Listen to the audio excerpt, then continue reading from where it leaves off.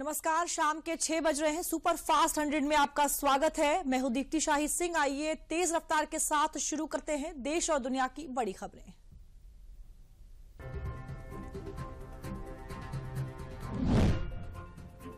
प्रधानमंत्री नरेंद्र मोदी कल उत्तर प्रदेश के अयोध्या शहर का करेंगे दौरा। पीएम अयोध्या को 15,700 करोड़ रुपए की देंगे सौगात। अयोध्या में मर्यादा पुरुषोत्तम श्री राम इंटरनेशनल एयरपोर्ट और अयोध्या रेलवे स्टेशन का करेंगे उद्घाटन। कतर की जेल में बंद 8 पूर्व भारतीय नौसैनिकों को राहत मिलने आया विदेश मंत्रालय का बयान। सजाएं कम कर दी गई हैं, लेकिन मेरे पास साझा करने के लिए कोई अतिरिक्त जानकारी नहीं। अभी हमें थोड़ा इंतजार करना होगा। दिसंबर को दिल्ली में इजरायल दूतावास के पास हुए विस्फोट पर विदेश मंत्रालय के प्रवक्ता अरिंदम बागची का आया बयान। कहा, संबंधित एजेंसियां मामले को देख रही हैं, उन्हें अपनी जांच पूरी करने दीजिए। दिल्ली में इजरायली एम्बेसी के पास लो इंटेंसिटी के धमाके मामले में ब्लास्ट सैंपल रिपोर्ट को रखा गया सीक्रेट। सील बंद लिफाफे में दिल्ली पुलिस को सौंपा जाएगा सैंपल रिपोर्ट। फॉरेंसिक रिपोर्ट का आना अभी बाकी। दिल्ली में जदयू की राष्ट्रीय कार्यकारिणी की बैठक में पार्टी के राष्ट्रीय अध्यक्ष ललन सिंह ने पद से दिया इस्तीफा। ललन सिंह द्वारा नीतीश को जनता दल यूनाइटेड का नया अध्यक्ष बनाने का प्रस्ताव सर्वसम्मति से हुआ पास। केंद्रीय मंत्री अनुराग ठाकुर बिलासपुर में विकसित भारत संकल्प यात्रा में हुए शामिल। अनुराग ठाकुर ने कहा, शताब्दियों के इंतजार के बाद रिकॉर्ड समय में हुआ रामलला के मंदिर का निर्माण। मुख्यमंत्री ममता बनर्जी ने कहा, INDIA गठबंधन पूरे देश में होगा, लेकिन बंगाल में तृणमूल कांग्रेस लड़ेगी। और इसरो के चेयरमैन एस सोमनाथ ने IIT बॉम्बे में टेक फेस्ट को किया संबोधित। कहा, चंद्रयान 3 की सफलता के बाद आने वाले 25 वर्षों के लिए रोड मैप तैयार। असम में पूर्वोत्तर संत मणिक कंचन सम्मेलन 2023 में RSS प्रमुख मोहन भागवत ने लिया हिस्सा। भागवत ने कहा, जिसे हम धर्म कहते हैं वो सबके लिए एक ही है। ये धर्म मानवता का धर्म है और यही सनातन धर्म है। असम में पूर्वोत्तर संत सुप्रीम कोर्ट कॉलेजियम ने इलाहाबाद, राजस्थान, गुवाहाटी, पंजाब, हरियाणा और झारखंड के हाईकोर्ट के लिए नए चीफ जस्टिस की नियुक्ति की सिफारिश की। सुप्रीम कोर्ट कॉलेजियम ने की नामों की सिफारिश। संसद की सुरक्षा में सेन मामले में गिरफ्तार नीलम आजाद की याचिका को दिल्ली हाईकोर्ट ने तत्काल सूचीबद्ध करने से किया इनकार। नीलम ने अपनी याचिका में पुलिस हिरासत को बताया है अवैध। प्रधानमंत्री नरेंद्र मोदी के डिग्री विवाद से जुड़े गुजरात मानहानि केस की 11 जनवरी को होगी अगली सुनवाई। अहमदाबाद की मेट्रोपॉलिटन कोर्ट ने आप नेता संजय सिंह को 11 जनवरी को कोर्ट में पेश होने का दिया अरविंद केजरीवाल को राहत।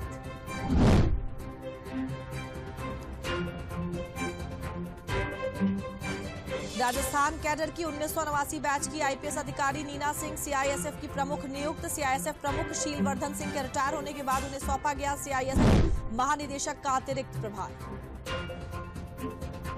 भारतीय नौसेना ने अधिकारियों के कंधों पर लगने वाला बैच का नया लोगो किया जारी। शिवाजी महाराज की राजमुद्रा से इंस्पायर है ये लोगो। प्रधानमंत्री नरेंद्र मोदी ने नौसेना दिवस पर इसे बदलने की बात की थी।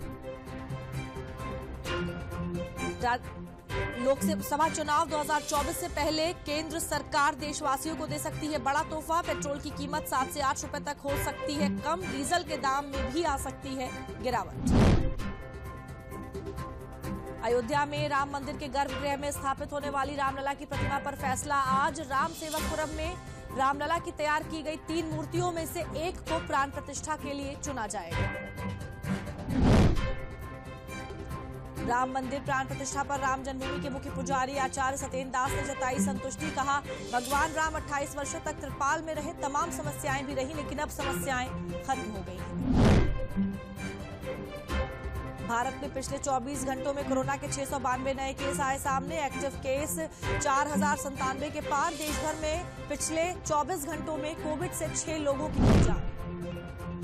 कर्नाटक में पूर्व CM BS येदियुरप्पा सरकार के दौरान कोविड स्कैम होने की बात आई सामने। विजयपुर से बीजेपी विधायक बसंत गौड़ा पाटिल यत्नाल ने कर्नाटक में बीजेपी की सरकार के दौरान 30,000 करोड़ रुपए के कोविड स्कैम होने का लगाया आरोप। DRI ने मिजोरम में जवाहरलाल नेहरू बंदरगाह पर 5 करोड़ की सिगरेट और 15 करोड़ की कोकीन की बरामद। रेफ्रिजरेटेड कंटेनर में इमली के डिब्बों में छुपा कर लाया जा रहा था सिगरेट और कोकीन। और सुपर फास्ट 100 में एक बार फिर से आपका स्वागत है। देश की बड़ी खबरों के बाद अब नजर डालते हैं उत्तर प्रदेश की कुछ बड़ी खबरों पर।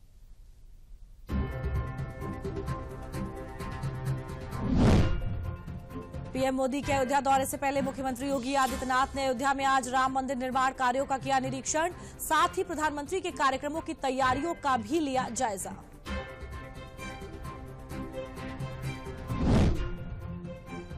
अयोध्या में पीएम के कार्यक्रम को देखते हुए आज रात 12 बजे से रूट डाइवर्ट किया गया है। लखनऊ जाने वाले वाहन हाईवे से नहीं जा पाएंगे। अयोध्या में प्रधानमंत्री के कार्यक्रम की समाप्ति तक ये डायवर्जन जारी रहेगा।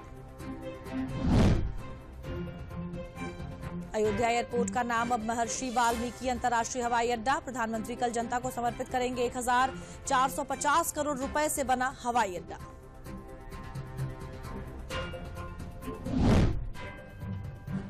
अयोध्या दौरे से पहले प्रधानमंत्री नरेंद्र मोदी के लिए शहर को फूलों से सजाया जा रहा है। इस दौरान श्री राम एयरपोर्ट से नेशनल हाईवे होते हुए धर्मपथ और रामपथ अयोध्या धाम जंक्शन रेलवे स्टेशनों तक फूलों से सजावट की जा रही है।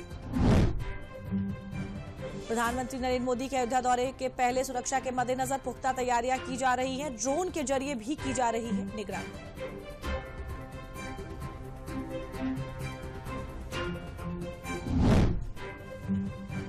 प्रधानमंत्री नरेंद्र मोदी शनिवार को देश भर की कुल 8 ट्रेनों को एक साथ हरी झंडी दिखाएंगे। इसमें 2 ट्रेनें अयोध्या आनंद विहार वंदे भारत एक्सप्रेस और दिल्ली दरभंगा अमृत भारत एक्सप्रेस लखनऊ होकर चलेंगी। अयोध्या में होने वाले प्रभु श्री राम मंदिर के प्राण प्रतिष्ठा समारोह में श्री राम ट्रस्ट के अतिथियों को प्रसाद के साथ गीता प्रेस में छपी किताबें भी दी जाएंगी। इसी के साथ ही विशिष्ट अतिथियों को अन्य किताबें भी दी जाएंगी।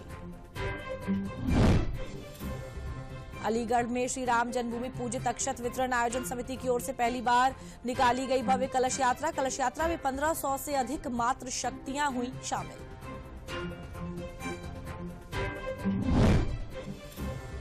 लखनऊ के डॉक्टर राम मनोहर लोहिया आयुर्विज्ञान संस्थान में आज पहला दीक्षांत समारोह आयोजित किया गया। राज्यपाल आनंदीबेन पटेल ने 60 छात्रों को डिग्री और 29 मेधावियों को मेडल प्रदान किया।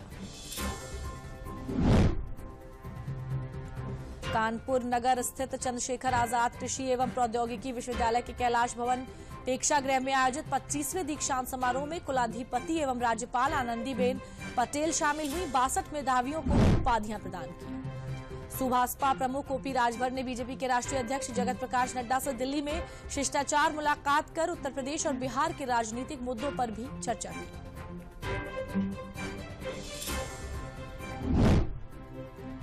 उत्तर प्रदेश के SDG law and order Prashant Kumar के प्रमोशन का आदेश जारी हो गया है। वो 1 जनवरी को डीजी बनेंगे। राज्यपाल ने उनके नाम पर मंजूरी दे दी है।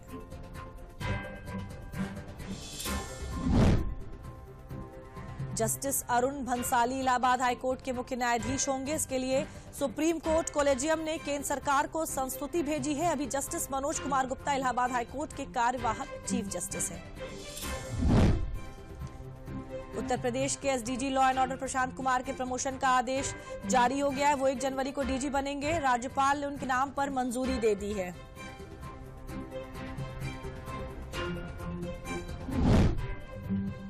पुलिस विभाग में आने वाले दिनों में कई आईपीएस अधिकारियों के कार्यक्षेत्र बदलेंगे। लोकसभा चुनाव से पहले एक जिले में 3 वर्ष पूरा कर चुके अधिकारियों के अलावा ऐसे अधिकारियों की सूची भी बनाई गई है जो पिछले विधानसभा चुनाव के बाद से अब तक अपने पद पर बने हुए हैं। माघ मेला 2024 की तैयारी महाकुंभ 2025 के रिहर्सल के रूप में करने की कवायद तेज हो गई है। मुख्यमंत्री योगी आदित्यनाथ के निरीक्षण के बाद मेला प्रशासन ने तय किया है कि हर सेक्टर में कुंभ की तर्ज पर थीमेटिक गेट बनाया जाए। वाराणसी में चल रहे काशी तमिल संगमम फेज 2 के अंतर्गत आज तमिलनाडु से चला व्यापारियों का 7वां दल वाराणसी के बनारस स्टेशन पहुंचा। ट्रेन से उतरने के साथ ही उनका हुआ जोरदार स्वागत। दुधवा कतरनिया घाट और पीलीभीत टाइगर रिजर्व के चूका जैसे स्थलों के लिए हेलीकॉप्टर सेवा शुरू की जाएगी। मुख्यमंत्री योगी आदित्यनाथ ने वन्य जीव बोर्ड की बैठक में अधिकारियों को निर्देश दिए। उत्तर प्रदेश में ठंड के प्रकोप से आम जनजीवन हुआ प्रभावित। कोहरे के कारण ट्रेनों और हवाई यात्राओं पर पड़ा काफी असर। मौसम विभाग ने प्रदेश के कई जिलों में बारिश का अलर्ट किया जारी।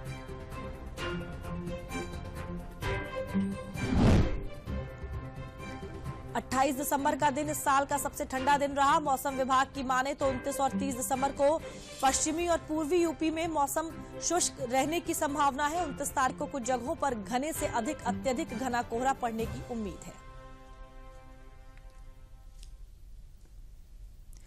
और सुपर फास्ट 100 में अब देखते हैं देश के विभिन्न प्रदेशों की खास खबरें।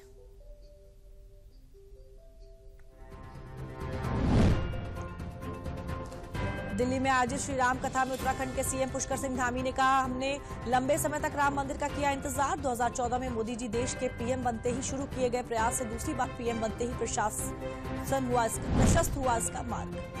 राजस्थान में नए साल से 450 रुपए में गैस सिलेंडर देने की योजना को लेकर मुख्यमंत्री भजनलाल शर्मा को मिला महिला लाभार्थियों का आभार। महिलाओं ने सीएम को फूल और शॉल देकर दिया आशीर्वाद। जयपुर में बीजेपी प्रदेश अध्यक्ष सीपी जोशी ने कहा, जनता ने पीएम नरेंद्र मोदी की गारंटी पर भरोसा जताया है। संकल्प पत्र के सभी वादे पूरे होंगे। 1 जनवरी को मिलेगा बड़ा गिफ्ट। मध्य प्रदेश के भोपाल में बने 360 करोड़ के बीआरटीएस को हटाने के लिए 4 प्लान तैयार। पहले मुख्य सचिव वीरा राणा के सामने किया जाएगा पेश। इसके बाद सीएम डॉक्टर मोहन यादव को दिखाया जाएगा प्रेजेंटेशन। राजस्थान में भजनलाल सरकार के पहले मंत्रिमंडल को लेकर हो रही देरी के पीछे गुजरात मॉडल लागू किए जाने की चर्चाएं तेज। गुजरात में बीजेपी ने सरकार में मंत्री रहे 22 पूर्व मंत्रियों को कर दिया था बाहर। बिहार के बीजेपी अध्यक्ष सम्राट चौधरी ने साधा नीतीश कुमार पर निशाना।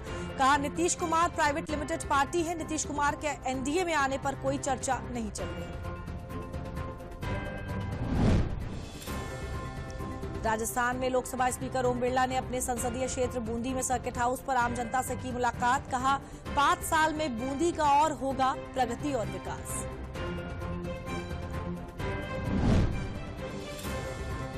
मध्य प्रदेश के डिप्टी सीएम जगदीश देवड़ा ने भोपाल में किया धर्म यात्रा पत्रिका का विमोचन। मौके पर मौजूद रहे समाज के अध्यक्ष अजय पवार समेत पदाधिकारी। भजनलाल सरकार ने गोगा मेडी हत्याकांड में लिया बड़ा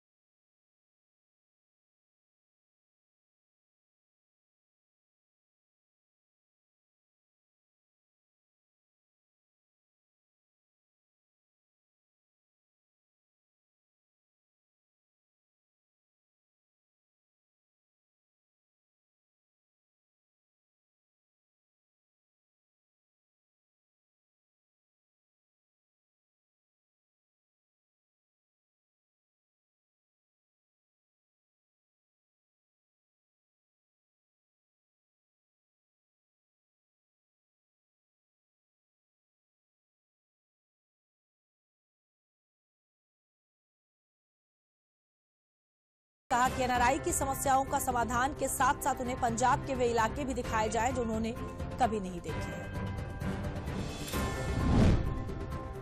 पंजाब में आप सरकार के मंत्री अमन अरोड़ा की बढ़ती दिख रही है मुश्किलें। शिरोमणि अकाली दल ने अमन अरोड़ा की विधानसभा सदस्यता रद्द करने के लिए स्पीकर कुलतार सिंह सांधवा को लिखा पत्र।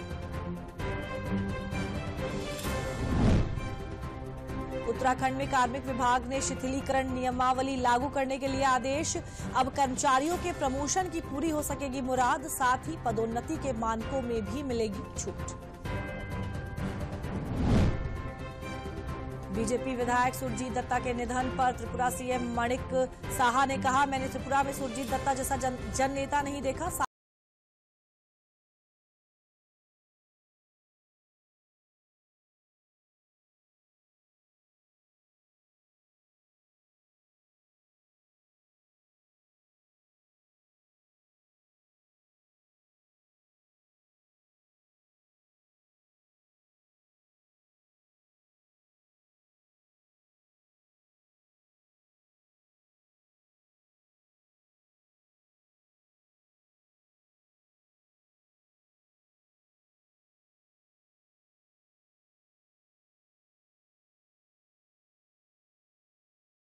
फास्ट 100 में देखते हैं कारोबार और अंतर्राष्ट्रीय जगत की बड़ी खबरें।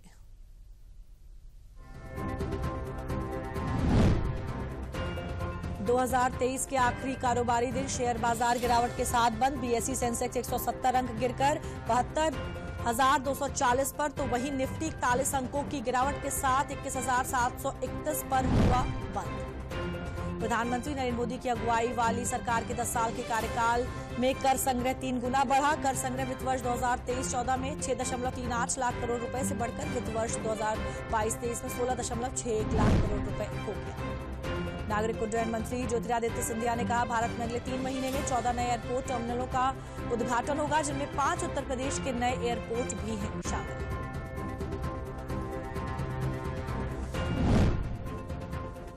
आरबीआई का कहना है कि एसबीआई के अलावा एचडीएफसी बैंक और आईसीआईसीआई बैंक घरेलू वित्तीय प्रणाली के लिहाज से महत्वपूर्ण बैंक है। वित्तीय प्रणाली के स्तर पर ये इतने बड़े बैंक की डूब नहीं सकते।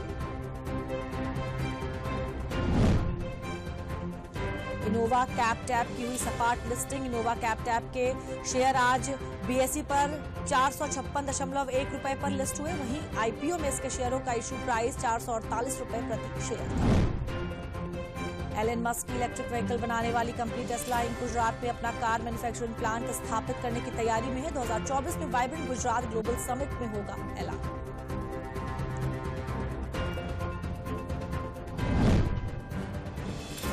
आईसीआईसीआई बैंक की पूर्व मैनेजिंग डायरेक्टर और सीईओ चंदा कोचर एक बार फिर कानूनी विवाद में फंस गई हैं। चंदा कोचर समेत 9 लोगों पर एक टोमेटो पेस्ट कंपनी ने धोखा देने का आरोप लगाते हुए दिल्ली में दर्ज कराई एफआईआर। वित्त मंत्रालय की फाइनेंशियल इंटेलिजेंस यूनिट ने मनी लॉन्ड्रिंग कानून का उल्लंघन करने के आरोप में 9 विदेशी क्रिप्टो करेंसी प्लेटफॉर्म को कारण बताओ नोटिस किया जारी।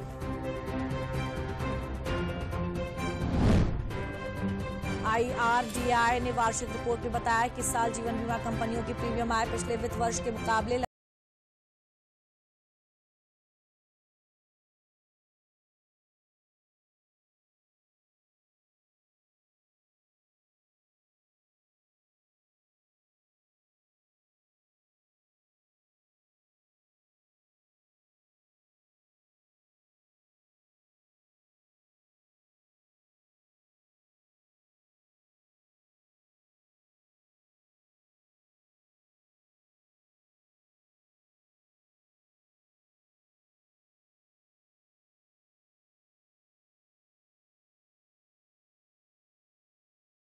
जारी झड़प के बीच फिलीपींस को भारतीय ब्रह्मोस सुपरसोनिक क्रूज मिसाइल मिलने वाली है। जल्द ही फिलीपींस के जल सेना के बेड़े में दुनिया की सबसे तेज ब्रह्मोस सुपरसोनिक क्रूज मिसाइल शामिल होगी।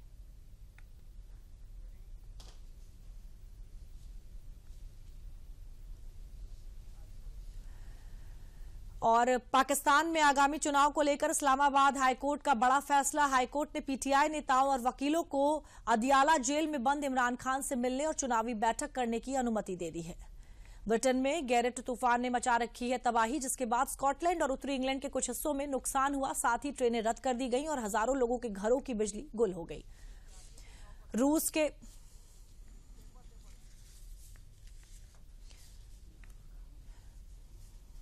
सेंचुरियन टेस्ट में भारत तीसरे ही दिन पारी और 32 रन से हारा। साउथ अफ्रीका ने दूसरी पारी में भारत को 131 रन पर किया ऑल आउट। विराट कोहली ने 50 के अलावा कोई भी बल्लेबाज नहीं कर सका कुछ खास। टेम्बा बावुमा चोट के चलते भारत के खिलाफ सीरीज से बाहर। आखिरी टेस्ट में डीन एल्गन टीम की कप्तानी करेंगे। बावुमा का रिप्लेसमेंट के रूप में जुबैर हमजा को टीम में शामिल किया जाएगा। टीम इंडिया पर सेंचुरियन में साउथ अफ्रीका के खिलाफ पहले टेस्ट में स्लो ओवर रेट के लिए लगा जुर्माना। 2 ओवर कम फेंकने के कारण टीम पर लगा मैच फीस का 10% जुर्माना। साउथ अफ्रीका दौरे पर केप टाउन में 3 जनवरी से खेले जाने वाले दूसरे टेस्ट मैच के लिए आवेश खान को टीम में किया गया शामिल। मोहम्मद शमी के रिप्लेसमेंट के तौर पर आवेश को टीम में मिली जगह। डेविड वार्नर 2 से 13 फरवरी के बीच वेस्टइंडीज के खिलाफ होने वाली सीरीज से हो सकते हैं बाहर। वार्नर का आईएल T20 में दुबई कैपिटल्स के साथ एक करार।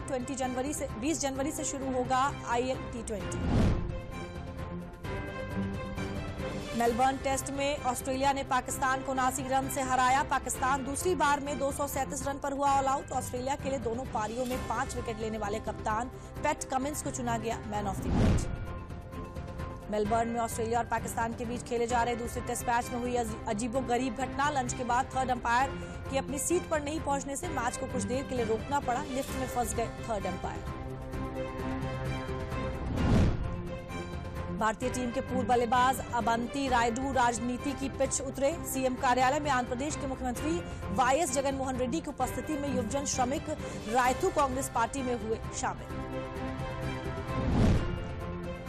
बांग्लादेश और न्यूजीलैंड के बीच खेला जा रहा दूसरा टी20 मैच बारिश की वजह से रद्द। न्यूजीलैंड ने पहले बैटिंग करते हुए 11 ओवरों में बना लिए थे 72 रन।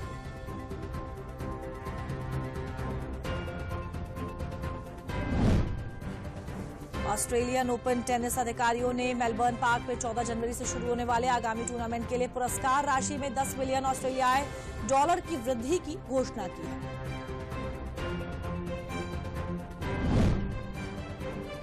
एक वायरल वीडियो पर रणबीर कपूर और उनके परिवार के सदस्यों के खिलाफ शिकायत दर्ज हुई। इस वीडियो में रणबीर केक पर शराब डालकर आग लगाते और जय माता दी का नारा लगाते हुए नजर आ रहे हैं, जिसमें लोगों की धार्मिक भावनाएं आहत हुई।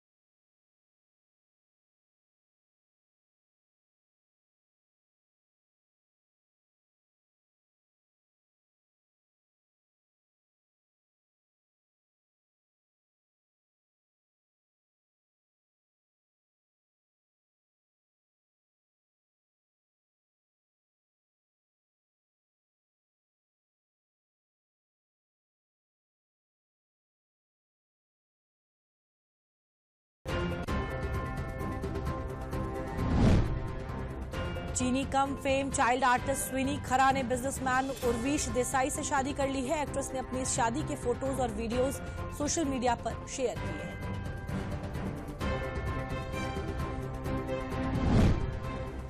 इंडियन फिल्म इंडस्ट्री के लिए 2023 जबरदस्त साबित हुआ। इस साल रिलीज हुई फिल्मों में से तकरीबन 11,730 करोड़ की रिकॉर्ड ब्रेकिंग कमाई। इस साल टॉप 5 फिल्मों ने ही बॉक्स ऑफिस पर 4,386 करोड़ की कमाई की है।